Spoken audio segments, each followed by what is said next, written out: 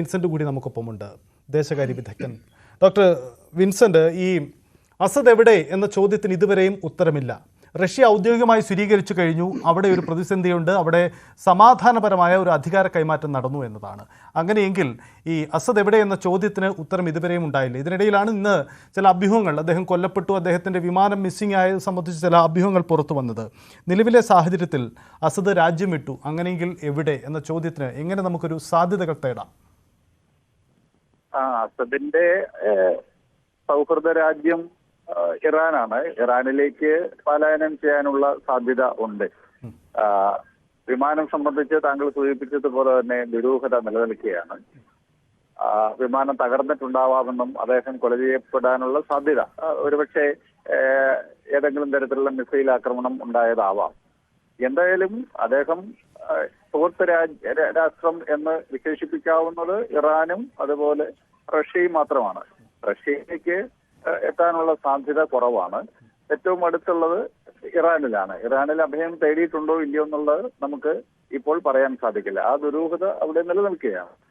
അപ്പം അസദ് ഏതെങ്കിലും രാജ്യത്തില് അഭയം തേടിയോ ഇല്ലയോ എന്നതും അദ്ദേഹം ജീവിച്ചിരിക്കുന്നുണ്ടോ ഇല്ലയോ എന്നതും നിലവിൽ സിറിയയിലെ രാഷ്ട്രീയത്തിൽ കാര്യമായ സ്വാധീനം ചെലുത്താൻ സാധ്യതയില്ല. കാരണം അദ്ദേഹത്തെ പിന്തുണയ്ക്കുന്ന സൈന്യം ഏറെക്കുറെ അവരുടെ വിധേയത്വം പുതിയ ഗവൺമെന്റിലേക്ക് പ്രഖ്യാപിച്ചു കഴിഞ്ഞു. അപ്പോൾ അസദിനെ പിന്തുണയ്ക്കുന്ന മിലീഷ്യയോ അസദിനെ പിന്തുണയ്ക്കുന്ന ഒഫീഷ്യൽ സൈന്യമോ ഇന്ന് സിറിയയിലില്ല. ആ നിലയ്ക്ക് അദ്ദേഹത്തിന് ഇനി പുറമേ നിന്നുകൊണ്ടോ അല്ലെങ്കിൽ മറ്റേതെങ്കിലും രാജ്യത്തിൽ അഭയം തേടിയാലോ ഒന്നും പ്രകടമായ രൂപത്തിൽ സിറിയൻ രാഷ്ട്രീയത്തെ സ്വാധീനിക്കാനുള്ള ശേഷി ഇല്ല എന്ന കാര്യം വളരെ നിസ്തർക്കമാണ്.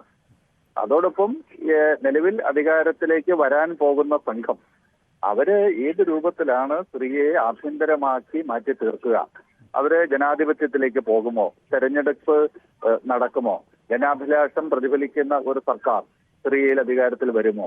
ഇതെല്ലാം കാത്തിരുന്ന് കാണേണ്ടുന്ന കാര്യങ്ങളാണ്. നിരവധി സംഘങ്ങളും അത് വംശീയ മതപരമായ വിഭാഗങ്ങളാണവ. അത്തരത്തിലുള്ള വിവിധ വിഭാഗങ്ങൾ ആയുധമേന്തി പ്രദേശങ്ങൾ നിയന്ത്രിക്കുന്ന ഒരു സാഹചര്യമാണ് ഇന്ന് സിറിയയിലുള്ളത്. ഇവരെയെല്ലാം സംയോജിപ്പിക്കാൻ പറ്റുമോ? അതോടൊപ്പം 75%-75%-അടുത്ത് സുന്നികളുണ്ട്. അലാവൈറ്റ് ഷിയാക്കളും ദ്രൂസുകളും മറ്റ് ഷിയ ഗ്രൂപ്പുകളും ചേർന്ന് കഴിഞ്ഞാൽ 25% വരും. അപ്പോൾ ഈ ഷിയ സുന്നി വിഭാഗങ്ങൾ തമ്മിലുള്ള ഐക്യം എങ്ങനെയാവും? ആ സംഘർഷം ഏത് രൂപത്തിൽ മാറും? ഇപ്പോൾ അലപ്പോ നഗരത്തിൽ തന്നെ ഷിയാക്കളുടെ പ്രധാനപ്പെട്ട കേന്ദ്രങ്ങൾ ദ്രൂസുകൾ ഇവരെയൊക്കെ കൊലപ്പെടുത്തിയതായിട്ടുള്ള വിവരങ്ങൾ വരുന്നുണ്ട്. ഇസ്ലാമിക് സ്റ്റേറ്റിന്റെ ഒരു സ്വഭാവത്തിലേക്ക് MTA ഹയാത്ത് തഹരീർ അൽ ഷാം മാറുമോ? അതുപോലെ അൽ ഷാം എന്നുള്ള പേര് അവർ സ്വീകരിക്കുമ്പോൾ അത് ഈ മിഡിൽ ഈസ്റ്റിനെ മൊത്തം നിയർ ഈസ്റ്റ് എന്ന് പണ്ട് പറയുന്ന സമീപ പൂർവ്വദേശം, ആ പ്രദേശത്തെ മുഴുവനും ഉൾക്കൊള്ളുന്നതാണ്. പഴയ ഗ്രേറ്റർ സിറിയ എന്ന് പറയുന്ന, നിയർ ഈസ്റ്റ് എന്ന് യൂറോപ്യന്മാർ പറയുന്ന, ലെവന്തൈൻ കോസ്റ്റ് എന്ന് പറയുന്ന പ്രദേശം, ഇന്നത്തെ പലസ്തീനും ഇസ്രായേലും സിറിയയുടെ ഭാഗങ്ങളും ലെബനനൊക്കെ ചേർന്ന വലിയൊരു പ്രദേശത്തെ പ്രതിനിധീകരിക്കുന്ന ദേശീയതയാണ് അൽഷാം എന്ന വാക്കിൽ തന്നെ പ്രതിഫലിക്കുന്നത്. ഇന്നത്തെ സിറിയയുടെ അതിർത്തിക്ക് പുറത്തേക്ക് അവർ പോകുമ്പോൾ ഇതിനെയൊക്കെ ആശ്രയിച്ചിരിക്കും സിറിയയുടെ സ്റ്റെബിലിറ്റി. അതോടൊപ്പം വളരെ പ്രകടമായിട്ടുള്ള ഒരു വസ്തുത, ഇപ്പോ താലിബാൻ 0.2.0 എന്നൊക്കെ പറഞ്ഞ് 2021 അധികാരത്തിൽ വന്നപ്പോൾ 1996 2001 അധികാരത്തിലിരുന്ന താലിബാനിൽ നിന്ന് വ്യത്യസ്തമായ ഒന്നായിരിക്കും അത് എന്ന് പ്രതീക്ഷിക്കപ്പെട്ടു. പക്ഷേ അതിന്റെ പ്രത്യയശാസ്ത്രത്തിലോ ഭരണ നിർവഹണത്തിലോ യാതൊരുവിധ മാറ്റവും കാണുന്നില്ല എന്ന് മാത്രമല്ല, അത് അങ്ങേയറ്റം സ്ത്രീവിരുദ്ധവും ജനവിരുദ്ധമായ രീതിയിലുള്ള ഒരു ഭരണക്രമമായി നിലനിൽക്കുകയാണ്. ആധുനിക ലോകത്തിന് സങ്കല്പിക്കാൻ പറ്റാത്ത നിയമങ്ങളൊക്കെയായി പഴയ താലിബാൻ പൂർവാധീന ശക്തിയോടെ ഇപ്പോഴും നിലനിൽക്കുന്നു. അതുപോലെ ഇസ്ലാമിക് സ്റ്റേറ്റ് മിന്നൽ പിണർ വേഗത്തിലാണ് 2014 അധികാരത്തിലെത്തി 2018 വരെ നിന്നത്. അപ്പോൾ സമാനമായ ഒരു മുന്നേറ്റമാണ് ഇവർ നടത്തിയത്. ഏറ്റവും പ്രകടമായ വസ്തുത എന്താ വെച്ചാൽ ഇസ്ലാമിക് സ്റ്റേറ്റും ഈ പുതിയ സംഘവും അമേരിക്ക ഇസ്രായേൽ സഖ്യത്തെ എതിരായി ഒരു നിലപാടെടുക്കുന്നില്ല എന്നുള്ളതാണ്. ഇസ്ലാമിക് സ്റ്റേറ്റ് അധികാരത്തിലിരുന്ന 4 വർഷവും അവര് ഇസ്രായേലിനെ ഒഴുക്കിക്കളയുമെന്നോ ഇസ്രായേലിനെ തകർക്കുമെന്നോ ഒക്കെയുള്ള പ്രസ്താവനകളൊന്നും അവർ നടത്തിയിട്ടില്ല. ഇപ്പോൾ ഹമാസും ഹെസ്ബുള്ളയും അതുപോലെ ഇറാനൊക്കെ അവരുടെ പ്രഖ്യാപനങ്ങളിലും പ്രസംഗങ്ങളിലും ഒക്കെ ഇസ്രായേലിനെ മെഡിറ്ററേനിയൻ കടലിൽ ലയിപ്പിച്ചു കളയും എന്നൊക്കെ പേരിനെങ്കിലും പറയാറുണ്ട്. പക്ഷേ ഇസ്ലാമിക് സ്റ്റേറ്റിന്റെ ഭാഗത്തുനിന്ന് അത്തരത്തിൽ ഒരു നീക്കവും ഉണ്ടായിട്ടില്ല. അതുപോലെ തന്നെ ഇപ്പോൾ ഇവര് തുർക്കിയയുടെ ഒരു പ്രോക്സി എന്ന നിലയിലാണ് ഈ സംഘം ഇദ്ലിസിൽ നിന്ന് ആരംഭിച്ച് അലപ്പോ വഴി ഹോംസ് കടന്ന് ഡമാസ്കസിൽ പ്രവേശിച്ചിട്ടുള്ളത്. അപ്പൊ ഇറാന്റെ പ്രോക്സികളായിട്ടുള്ള ഹമാസ് പ്രോക്സികളായിട്ടുള്ള ഹിസ്ബുള്ളയും ഹൂത്തികളും ഒക്കെ പ്രവർത്തിക്കുന്ന സമാനമായ രൂപത്തിലാണ് ഇവരുടെ പ്രവർത്തനം. മാത്രമല്ല തുർക്കിയുടെ പിന്തുണയാണ് ഇവരെ രക്ഷപ്പെടുത്തിയത്.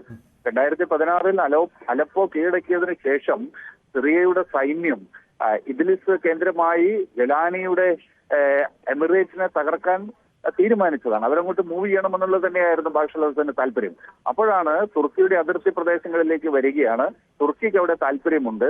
തുർക്കിയും റഷ്യയും തമ്മിലുള്ള ധാരണ പ്രകാരമാണ് അലപ്പോ നഗരത്തിൽ വെച്ച് സൈനിക നീക്കം അവസാനിക്കുന്നത് 2016. അവിടെ നിന്നാണ് അപ്പൊ ആ പ്രദേശത്തെ കേന്ദ്രീകരിച്ച് തകർക്കപ്പെട്ട ചിതറപ്പെട്ട ISIS-ഉം അതുപോലെ മറ്റ് ഫ്രീ സിറിയ ആർമിയും പഴയ അൽ നസ്ര ഫ്രണ്ടിന്റെ പ്രവർത്തകർ അടങ്ങുന്ന ആ മേഖലയിലെ വലിയ വിഭാഗത്തെ ഈ എമിറേറ്റ്സിൽ കേന്ദ്രീകരിക്കാനും തുർക്കിയുടെ വലിയ സായുധ സഹായവും പരിശീലനവും ഇവർക്ക് ലഭിക്കാനും ഇടയാക്കി. അപ്പോൾ തുർക്കിയുടെ ഒരു പ്രോക്സി എന്ന നിലയിലാണ് ഇപ്പോൾ അത് വരുന്നത്. അത് 2 ഘടകങ്ങൾ അതിനകത്തുണ്ട്. തുർക്കിയുടെ ശക്തമായ സ്വാധീനമുള്ളത് കൊണ്ട് മാത്രം അവർക്ക് ഇസ്ലാമിക് സ്റ്റേറ്റിനെ പോലെയോ അൽ-ഖ്വയ്ദയെ പോലെയോ ഒരു പാശ്ചാത്യ വിരുദ്ധ നിലപാടെടുക്കാൻ സാധിക്കില്ല. കാരണം ഒരു ഇസ്ലാമിസ്റ്റ് റെഷീമാണ് എർദോഗന്റെതെങ്കിലും ഇപ്പോഴും നാറ്റോയിൽ അംഗമായ രാജ്യമാണ് തുർക്കി. അതുകൊണ്ട് തുർക്കിക്ക് പാശ്ചാത്യ ശക്തികൾക്കെതിരായി നിലപാടെടുക്കുന്നതിൽ വലിയ പരിമിതികളുണ്ട്. അത് ഇവരുടെ നയത്തിലും പ്രതിഫലിക്കുന്നുണ്ട്. സിറിയയെ പാശ്ചാത്യ ശക്തികൾക്കെതിരായിട്ടുള്ള ലോഞ്ചിങ് പാടായി ഞങ്ങൾ മാറ്റില്ല എന്ന് അൽ ജലാനി പറഞ്ഞതിന്റെ പിന്നിലുള്ള രഹസ്യം ഇതാണ്. അത് മാത്രവുമല്ല, ഇസ്രായേലിനെ ഒരു തരത്തിലും പ്രകോപിപ്പിക്കാതിരിക്കാനുള്ള തന്ത്രപരമായ നീക്കം ജലാനിയുടെ ഭാഗത്തു നിന്നും ഈ സലഫിസ്റ്റ് ജിഹാദിസ്റ്റുകളുടെ ഭാഗത്തു നിന്നും ഉണ്ടായി എന്നുള്ളതും വളരെ പ്രസക്തമാണ്. ചുരുക്കത്തിൽ സിറിയയുടെ അതിർത്തിക്കകത്തു നിന്നുകൊണ്ട് സിറിയൻ ദേശീയതയെ ആധാരമാക്കി ഒരു ശരീഅത്തിനെ ആധാരമാക്കി ഒരു ഇസ്ലാമിക ഭരണകൂടം സ്ഥാപിക്കാനായിരിക്കും അവർ ശ്രമിക്കുക. ഒരു കാരണവശാലും ഈ സിറിയയുടെ അതിർത്തിക്കപ്പുറത്തേക്ക് ഇസ്രായേലുമായിട്ടോ അല്ലെങ്കിൽ പാശ്ചാത്യ ശക്തികളുമായിട്ടോ അവരുടെ താല്പര്യങ്ങളുമായിട്ടോ ഏറ്റുമുട്ടാതെ ആ പ്രദേശത്ത് മാത്രം ചുരുങ്ങി നിൽക്കുന്ന ഒരു ശരീഅത്ത് സലഫിസ്റ്റ് ഇസ്ലാമിസ്റ്റ് റഷ്യൻ സ്ഥാപിക്കുക എന്നുള്ളതായിരിക്കും അവരുടെ ലക്ഷ്യം. അങ്ങനെ വരുമ്പോൾ അവർക്ക് അവിടെ സ്ഥിരത നേടാൻ സാധിക്കും. എന്തുകൊണ്ടാണ് ഇപ്പോൾ താലിബാൻ സ്ഥിരത നേടിയത്? കാരണം താലിബാൻ അഫ്ഗാനിസ്ഥാന്റെ അതിർത്തിക്കുള്ളിൽ ഒതുങ്ങുന്നു. അവര് അമേരിക്കക്കെതിരായിട്ട് അൽ-ഖ്വയ്ദ നടത്തുന്നത് പോലെയുള്ള അന്താരാഷ്ട്ര തലത്തിലുള്ള ഓപ്പറേഷനുകൾക്ക് അവർ തയ്യാറാവുന്നില്ല. അതുകൊണ്ട് തന്നെ അഫ്ഗാനിസ്ഥാൻ എന്ന് പറയുന്ന താവട്ടത്തിൽ അവർ നിൽക്കുകയാണെങ്കിൽ അമേരിക്കയ്ക്കോ അല്ലെങ്കിൽ ലോകരാഷ്ട്രങ്ങൾക്കോ എന്താണ് അതിൽ പ്രയാസം? നിങ്ങൾ അവിടെ കിടന്ന് മറ്റേ സാമൂതിരിക്ക് വരം കൊടുത്ത പോലെ കൊന്നും ചത്തും അടങ്ങിക്കൊള്ളുക എന്നുള്ള സമീപനമായിരിക്കും അവർ സ്വീകരിക്കുക. സമാനമായ ഒരു രൂപത്തിലുള്ള ഒരു സെറ്റിൽമെന്റിലേക്കാണ് സിറിയ പോകുന്നതെന്നാണ് ഇപ്പോൾ എനിക്ക് തോന്നുന്നത്. അതോടൊപ്പം ജനാധിപത്യം അവിടെ ഉണ്ടാകുമെന്നുള്ള ഒരു നേരിയ പ്രതീക്ഷ പോലും നമുക്ക് വെച്ച് പുലർത്താൻ സാധിക്കില്ല. ഒരു ശ്രദ്ധയും ഉണ്ടാവില്ല. പഴയ സിറിയ സംസ്കൃതിയുടെ ഈറ്റില്ലമാണ്. ലോകത്തിലെ ഏറ്റവും മഹത്തായ സംസ്കൃതിക്ക് ജന്മം നൽകിയ ഒരു പ്രദേശമാണ് സിറിയ. ഇപ്പോൾ തന്നെ ലോകത്തിലെ ഏറ്റവും പുരാതനമായ നഗരങ്ങൾ, തുടർച്ചയായ പാരമ്പര്യമുള്ള ചരിത്രപരമായ പാരമ്പര്യമുള്ള ഒരു നഗരമാണ് ഡമാസ്കസ്. മാത്രമല്ല കേരളത്തിലൊക്കെ വലിയ ബന്ധമുണ്ട്. ഇവിടത്തെയുള്ള സുറിയാനി ക്രിസ്ത്യാനികൾ, സിറിയൻ ക്രിസ്ത്യൻസ് ആണ് അവര്. അവരുടെയൊക്കെ ആത്മീയമായ കേന്ദ്രം സിറിയയും അന്തോക്കിയാണ്. ഇപ്പം ബാബ കേരളത്തിലുണ്ടായിരുന്നു കഴിഞ്ഞു. ഇപ്പം അദ്ദേഹം തിരിച്ചു പോയത് അങ്ങോട്ടാണ്.